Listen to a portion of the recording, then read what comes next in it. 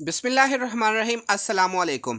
आज हमने डिस्कस करना है इलेक्ट्रोलाइट कंसंट्रेशन और जो ईएमएफ जनरेट होती है इलेक्ट्रोलाइट कंसंट्रेशन सेल से, वो हमने डिस्कस करनी है। इसके ना जर्नल एक लेक्चर मैंने अपलोड किया हुआ है। तो ये जो इलेक्ट्रोलाइट कंसंट्रेशन यहाँ पे बस मैं थोड़ा सा इंट्रो दूंगा और उसके बाद हम जो है वो हम आगे अपने लेक्चर की तरफ जो है वो मूव करेंगे। तो the cell in which two electrode are same, ऐसा सेल जिसमें दो इलेक्ट्रोड सेम हो and they have different concentration of same electrolyte, लेकिन जो इलेक्ट्रोलाइट है वो सेम है लेकिन उसकी कंसंट्रेशन जो है वो डिफरेंट होती है, and are connected by salt bridge, और उनको हमने साल्ट ब्रिज से जोड़ना है। ऐसे सेल को हमने क्या कह देना, इलेक्ट्रोलाइट कंसंट्रेशन है सेल। तो हम इसमें यहाँ पे एग्जांपल जो है वो कंसीडर करते हैं कि फर्ज करें हमारे पास जो है वो हाइड्रोजन इलेक्ट्रोड है। अब हाइड्रोजन इलेक्ट्रोड है, इसमें जो है वो हमारे पास 2 हाइड्रोजन इलेक्ट्रोड हैं, उनका प्रेशर जो है वो हाइड्रोजन का वो सेम है, लेकिन इसमें जो डिफरेंट कंसंट्रेशन जो है वो HCl की है इन 2 बीकर, और वो दोनों बीकर जो है वो कनेक्टेड बाय साल्ट ब्रिज। ये कुछ इस तरीके से इसकी कंसंट्रेशन है, कंस्ट्रक्शन है, सॉरी। तो यहाँ पर हमारे पास ये देखें 2 हाफ सेल हैं और इन दोनों पर जो है वो हाइड्रोजन इलेक्ट्रोड जो है वो इस्तेमाल किया, और इन दोनों में हाइड्रोजन इलेक्ट्रोड की कंसंट्रेशन सेम है क्योंकि जो प्रेशर इधर है वही प्रेशर इधर है। जबकि ये जो HCl हमने यूज़ किया, यहाँ पर इन दोनों की कंसंट्रेशन जो है वो डिफरेंट है। इस तरफ जो H पॉजिटिव आयन की एक्टिविटी को हमने A1 से ज़ाहिर कर देना है, और H पॉजिटिव की जो एक्टिविटी इस सेल में हमने उसको एक्टिविटी ऑफ A2 से रिप्रेजेंट कर देना है। और जो सेल की जो है वो रिप्रेजेंटेशन जो है वो कुछ इस तरीके से है कि हाइड्रोजन, ये देखें H2 इधर से 1 atm प्रेशर पे जो है वो हो रही है, और यहाँ पे जो H पॉजिटिव है उनकी एक्टिविटी A1, और ये साल्ट ब्रिज से जुड़े हुए हैं। यहाँ पे 2 लाइनें जो है वो साल्ट ब्रिज को रिप्रेजेंट कर रही हैं, इस साल्ट ब्रिज को। और आगे यहाँ पे इस सोल्यूशन में H पॉजिटिव है, उनकी एक्टिविटी जो है वो A2 है, और यहाँ पर जो हमने इलेक्ट्रोड इस्तेमाल किया है वो H2 है, और उसका प्रेशर जो है वो हाइड्रोजन का 1 atm है।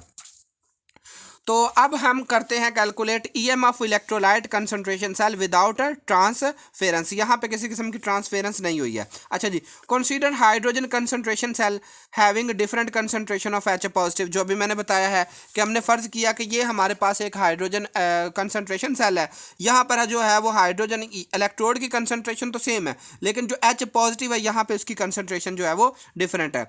तो जो कंसंट्रेशन की जो एक्टिविटी है वो A1 है और A2 है, जिनको मैंने ये कुछ इस तरीके से पहले बताया कि किस तरीके से हमने उसको रिप्रेजेंट करना है। अब oxidation take place at left electrode.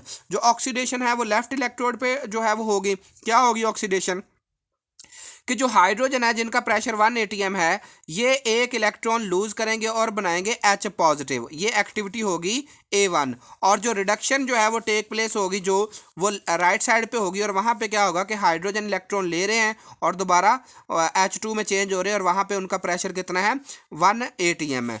अब यहाँ पे N की वैल्यू जो है वो 1 है, क्योंकि एक इलेक्ट्रॉन सिर्फ इन्वॉल्व है, इसलिए N की वैल्यू 1 है। तो जब हम नर्नेस्ट इक्वेशन फॉलो करेंगे तो नर्नेस्ट इक्वेशन में ये यहाँ पर जो एक्सप्रेशन है जो कि RT/NF होता है, तो N की जगह हमने 1 पुट किया, तो इसके लिए नर्नेस्ट इक्वेशन जो है वो हमारी ये बन जाएगी। ठीक है, तो E1 is equal to E0 H positive over H2 minus RT/F natural log of AH2। अब 1/2, क्योंकि ये जो इसकी जो है ना ये इक्वेशन जब हमने बैलेंस की तो यहाँ पे 1/2 आ रहा है, वो इसकी जो है ना एक्सपोनेंट फॉर्म में आ जाएगा ओवर एक्टिविटी ऑफ A1। तो ये जो है एक नर्नेस्ट इक्वेशन की जो है ना वो डिस्क्रिप्शन बन गई। तो सिंस जो एक्टिविटी है H2 की वो 1 है, क्योंकि 1 atm है ना, और स्टैंडर्ड फॉर्म में जो है ना ये मतलब हमारे पास जो होगा वो एक्टिविटी जो है इसकी 1 हो जाएगी। और यहाँ पे जब हम A1 पुट करेंगे तो 1 का 1/2 जो पावर होगी that will be equal to 1। तो ये हमारे पास एक्सप्रेशन बन जाएगा। ठीक है,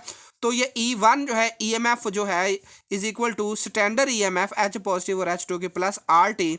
अब ये प्लस कैसे हुआ, देखिए ये वाला जो इस तरीके से हुआ, नेचुरल लॉग ये था। अब हम इसको ऊपर ले गए ना, तो जब हमने इसको इस फॉर्म में लिखा है तो यहाँ पर इसको ऊपर ले जाने के लिए यहाँ पर नेगेटिव साइन लगाना है।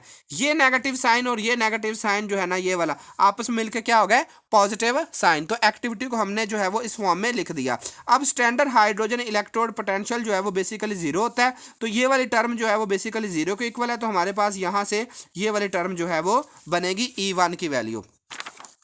इसी तरीके से जो रिडक्शन टेक प्लेस हो रही है एट राइट इलेक्ट्रोड जो है ना बाय कन्वेंशन। तो अब क्या होगा कि जो रिडक्शन टेक प्लेस हुई है उसका हम सेम एज उसकी नर्स्ट इक्वेशन बनेगी। तो यहाँ पर हमने देखे पीछे जो कैलकुलेशन की है वो सेम उसी तरीके से होनी है। यहाँ पे एक्टिविटी A1 है और जो राइट साइड वाली है उसकी एक्टिविटी जो है वो A2 होगी। तो EMF जो है वो सेल की हम किस तरीके से जो है ना कैलकुलेट कर सकते हैं, E2 माइनस E1। अब E2 की वैल्यू ये है और E1 में यहाँ पे सिर्फ 1 आ रहा है।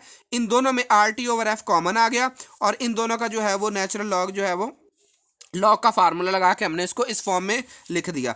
तो EMF जो है वो बेसिकली डिपेंड करती है activity of A1 and activity of A2।